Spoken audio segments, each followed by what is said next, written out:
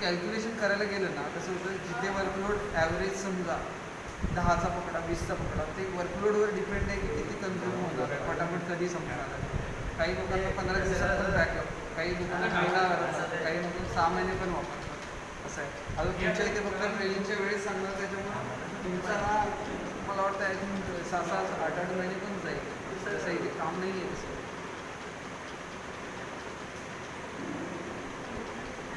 त्याचं blood sample K2 EDTA किंवा K3 EDTA मध्येच कलेक्शन घ्या.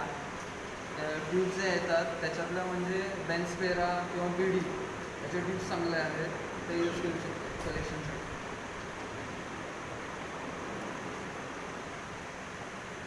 बॉटल्स आहे आम्ही आत्ताच ऑर्डर करू शकतो ना 50-100. हां, ते तुम्हाला टेस्ट ट्यूब्स येतील, अशा येणार नाही.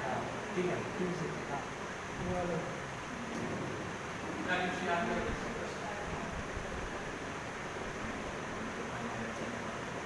ब्लँक बॉटलचा टाईम किती वेळ राहतो, म्हणजे किती वर्ष राहतो ब्लँक बॉटलचा?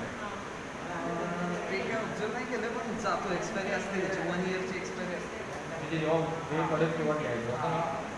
आता या कुठे ठेवावं लागतो बाकी. आणि इथे क्लिनिक चाललेलं आहे सगळं, कारण थोडं वेळ लागतो.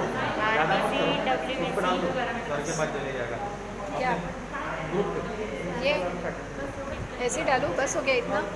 डालेंगे ना जब रीडिंग वाला आधा अलग से त्याची प्रिंट आउट काढून काय